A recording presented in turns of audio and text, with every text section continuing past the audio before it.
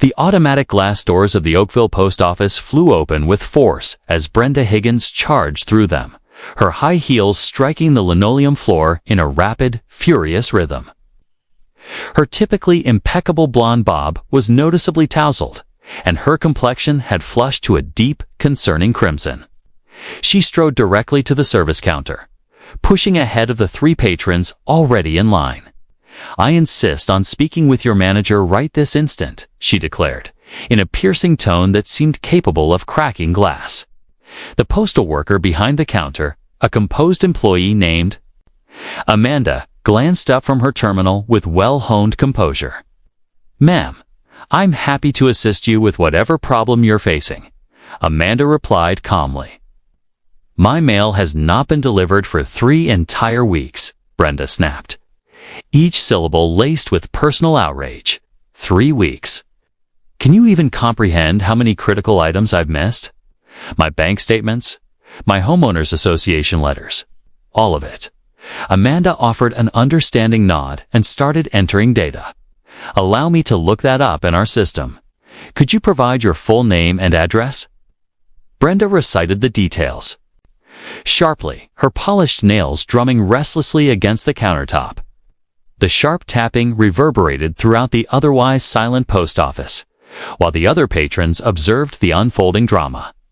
"There it is," Amanda noted, her brows lifting just a fraction per our records. "All correspondence addressed to Brenda Higgins at 8214 Elmbridge Way is currently being forwarded." Forwarded. That's absurd. I never submitted any such request. Amanda adjusted her screen slightly toward Brenda for verification. "It indicates here that the new forwarding address is 1428 Frostbite Lane, Fairbanks, Alaska, 99,701. The blood rushed from Brenda's face so abruptly that the onlookers instinctively shifted backward, concerned she might collapse. Her mouth gapped open and shut repeatedly, resembling a stranded fish. "Who approved this?" she managed in a hushed tone, though her voice soon sharpened again. Amanda navigated further through the records. The application was submitted by. She hesitated, peering closer at the display. Marcus Sterling. Does that name sound familiar?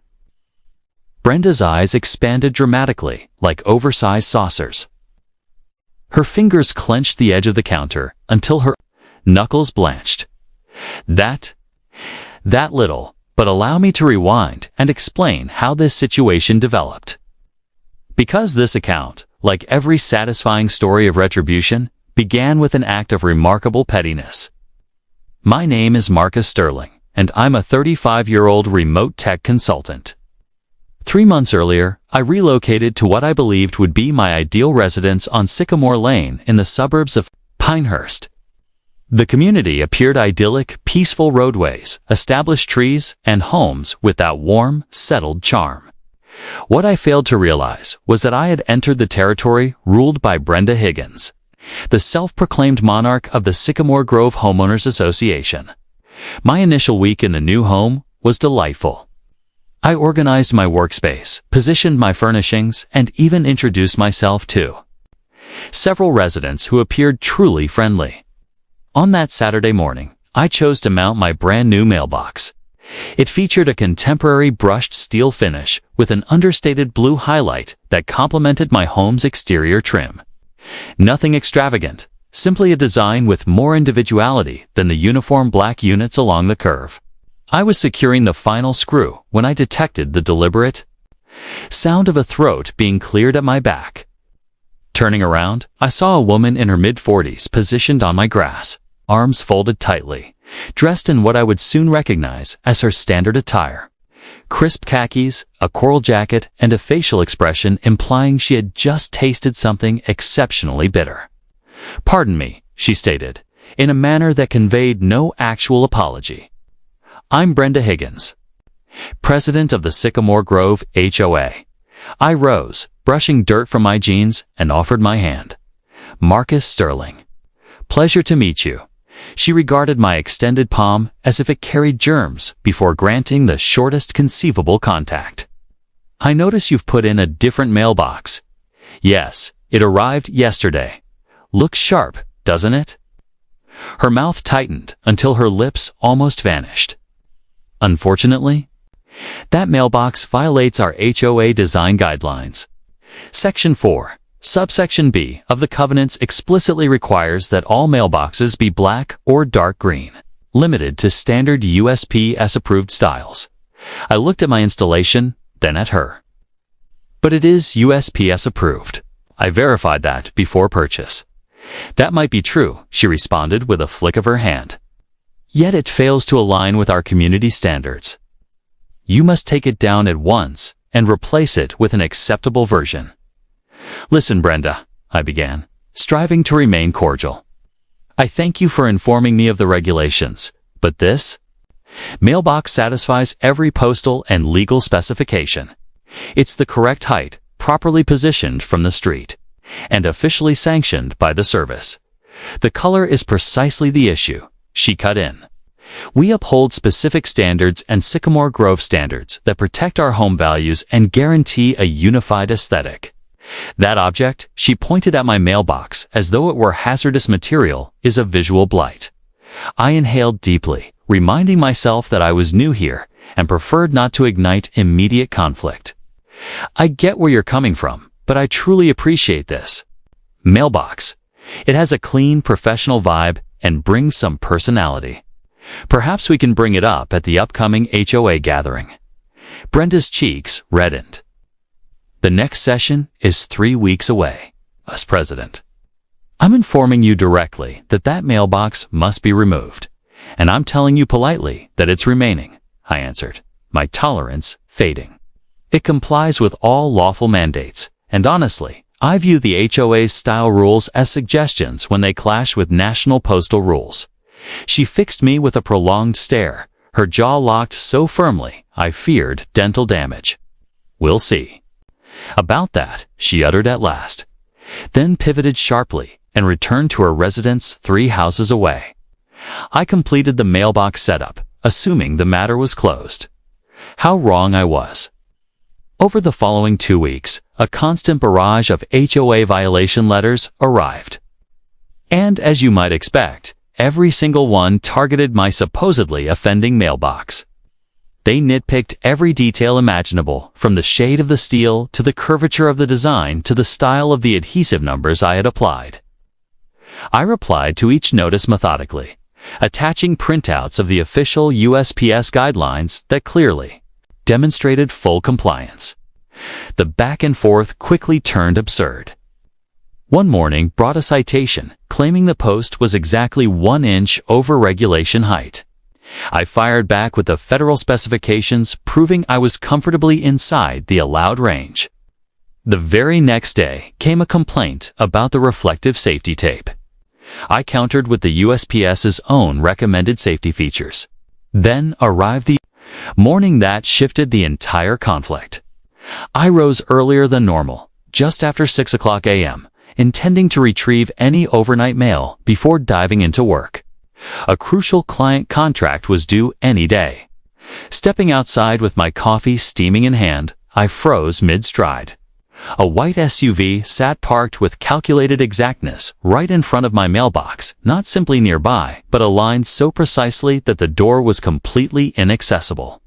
The rear bumper hovered perhaps 2 inches away. I knew the vehicle on sight. Brenda's immaculate Lexus, complete with its custom HOA board license plate. Circling. The car confirmed my suspicion no mail truck could reach the slot. The placement was far too deliberate to be a coincidence. This was intentional sabotage. I marched to her door and knocked firmly. No response. I knocked again, harder. At last, she opened it, already perfectly coiffed and dressed. Despite the hour, "May I assist you?" she inquired with syrupy, false politeness. "Your vehicle is completely blocking my mailbox," I stated, struggling to remain calm. She peered past me with exaggerated shock. Goodness, how on earth did that happen? I must have parked there after returning. Late from our emergency HOA session last night. You know, the one focused on discussing certain non-compliant mailboxes. Brenda, please move your car. the carrier will be here soon." She touched her chin in mock contemplation. "Actually, I'm heading out shortly for my morning yoga, but I've somehow misplaced my keys. I'll search for them properly when I return tonight. You're attending yoga without your keys. Oh, silly me, I forgot to mention that my friend is driving me." As if perfectly timed, a silver Mercedes glided to the curve. "There she is now. We'll chat later." With that, she glided past me, slipped into the passenger seat, and they pulled away, leaving me standing there fuming. I watched them disappear, a coffee cooling untouched. The mail truck passed later that day. Slowed, honked briefly, spotted the obstruction, offered me an apologetic shrug through my window, and continued. The harassment persisted daily for the next week. Each dawn revealed Brenda's SUV in that identical obstructive position. She always produced a fresh alibi: keys, vanished, schedule, overrun. Engine trouble, even though I could hear the motor purring smoothly when she finally relocated it well after delivery hours. My awaited contract never materialized, nor did any other mail. I attempted dialogue. I appealed to basic decency. I even offered to repaint the mailbox black if she would. Simply allow normal delivery. She remained unmoved, flashing that same maddening smirk while inventing new delays. By the start of the second week, my patience had evaporated. I began compiling evidence systematically. Every morning, photographed the blockage with clear timestamps. I recorded our exchanges where, permitted by state law, I maintained a thorough journal of every skipped delivery.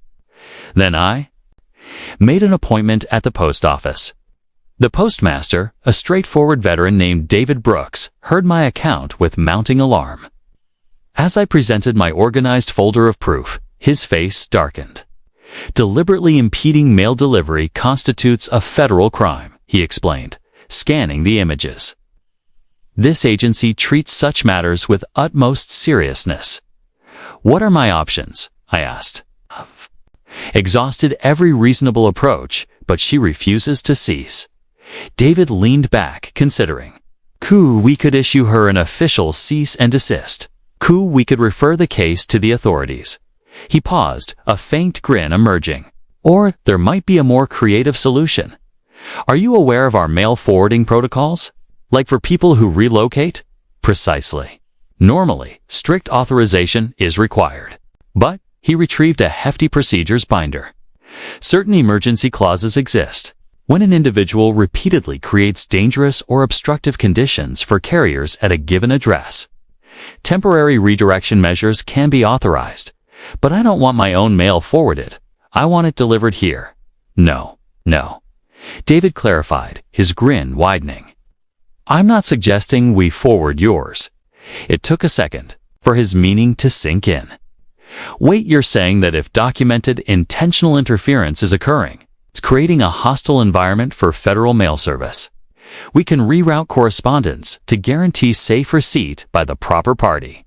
Naturally, such action would apply only to the individual responsible for the interference. And should that person's mail be redirected to, say, an extremely remote location," David nearly shrugged.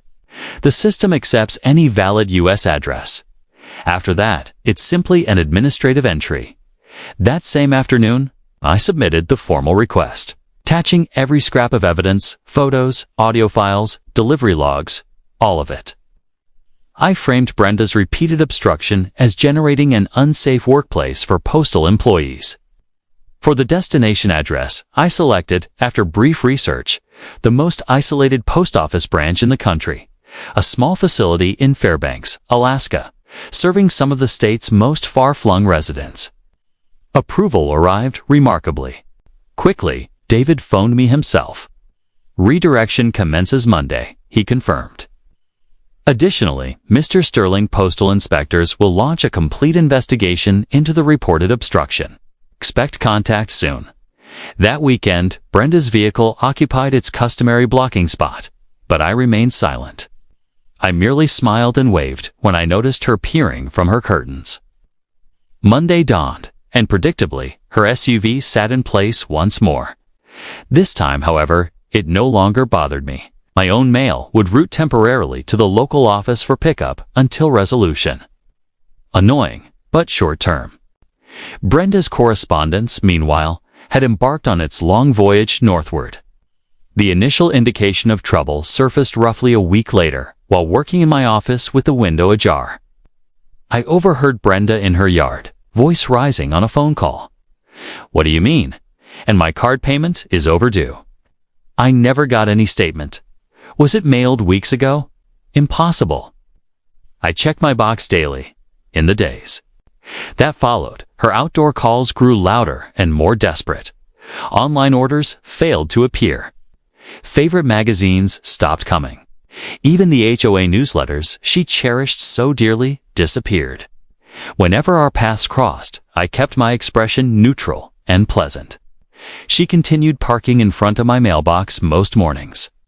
Though I observed that she appeared increasingly preoccupied, frequently pacing, while heatedly disputing matters with various customer service agents on her phone. The tipping point arrived precisely 3 weeks after the redirection took effect. I was driving back from the post office where I had collected my accumulated mail, when I spotted Brenda stationed beside her own mailbox, rifling through a handful of nothing but junk flyers and circulars. Her customary flawless presentation was beginning to falter, hair slightly disheveled, blazer creased and rumpled. "No actual mail again?" I inquired lightly as I passed by on the sidewalk. She spun toward me, fury flashing.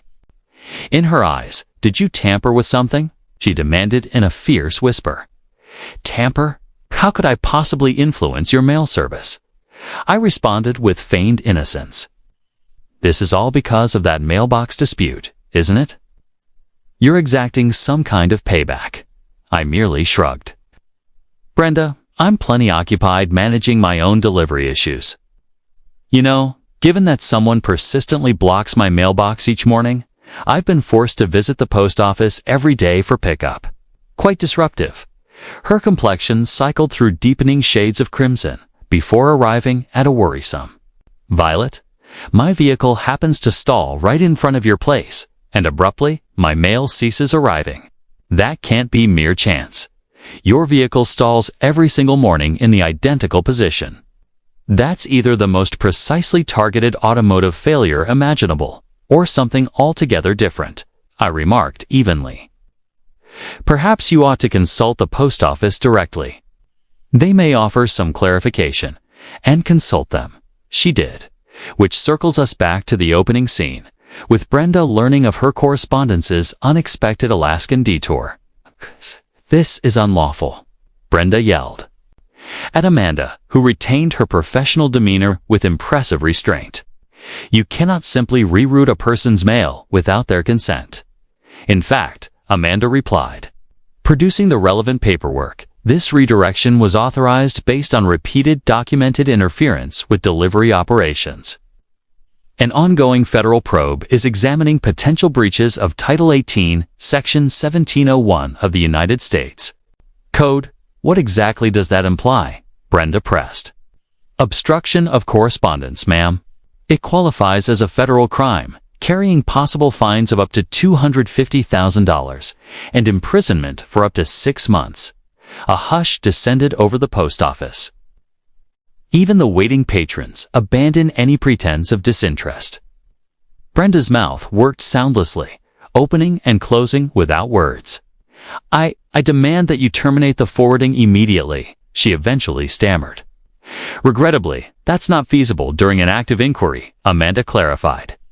"Postal inspectors must finalize their examination. First, you may submit a formal counterclaim in the interim, but it will require substantiating proof that no obstruction of delivery has occurred on your part." "Proof? What sort of proof?" "The original complaint includes 43 time-stamped images depicting your vehicle obstructing a residential mailbox, 12 audio captures of exchanges in which you acknowledge deliberate parking placement, and affidavits from 3 separate carriers verifying impeded service." Brenda's coloring fluctuated wildly from flushed to ashen and back to flushed. 43 photographs covering every morning across 6 weeks. "Indeed," Amanda affirmed. Exceptionally comprehensive evidence. Brenda reeled out of the post office as if dazed. Neighbors later shared that she spent the remainder of the day frantically consulting attorneys, each of whom delivered the same sobering assessment. Tampering with mail delivery constituted a grave federal matter. Faced with such overwhelming documentation, her position was precarious.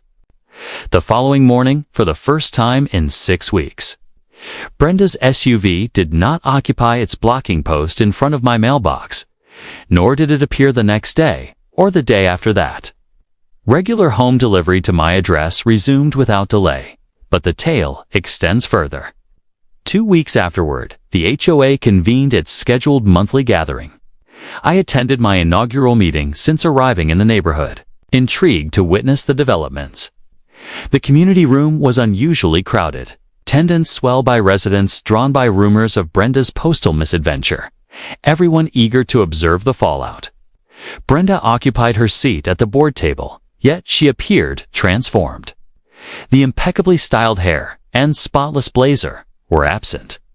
In their place was a weary, almost resigned figure. When the agenda reached new business, a senior board member, a gentleman named Arthur, cleared his throat deliberately. "I move that we address the recent conduct of our current board president," he stated. With formality, particularly the misuse of authority to intimidate homeowners and the consequent federal scrutiny that has cast unfavorable light upon our association. Seconded, another member interjected promptly. Brenda attempted protest, but the proposal was already advanced. What ensued was 2 full hours of community members voicing long-suppressed complaints regarding Brenda's authoritarian oversight. I learned I was far from her sole victim. Over the years, accounts emerged of baseless penalties, inconsistent rule application, and numerous personal grudges.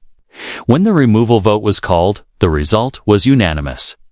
Brenda was stripped of her presidency and prohibited from any board role for 5 years.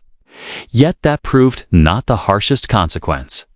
The postal probe wrapped up, and although prosecutors declined to pursue a criminal indictment, Brenda received a $25,000 civil penalty for obstructing mail service. Legal representation tacked on an additional $15,000 in fees. As the session closed and the outcome was declared, I observed Brenda's composure fracture entirely. She rose unsteadily, collecting her belongings with trembling fingers. The assembled group watched in quiet as she proceeded toward the exit. Moments before departing, she paused and glanced back across the room, her gaze locking onto mine amid the attendees. "I trust this brings you satisfaction," she murmured, voice scarcely audible. "It does," I answered straightforwardly. "My mailbox functions perfectly now." She hurried from the venue. And no one ever spotted Brenda at another HOA meeting thereafter. Word circulated that she listed her property for sale within a month, accepting a reduced price simply to escape the subdivision where she had become infamous as the neighbor whose mail was dispatched to Alaska. As for myself, I retain my brushed steel mailbox, accented with blue. Not a single complaint has arisen since. And to hear more stories just like this one, make sure to subscribe to HOA Conflicts for more.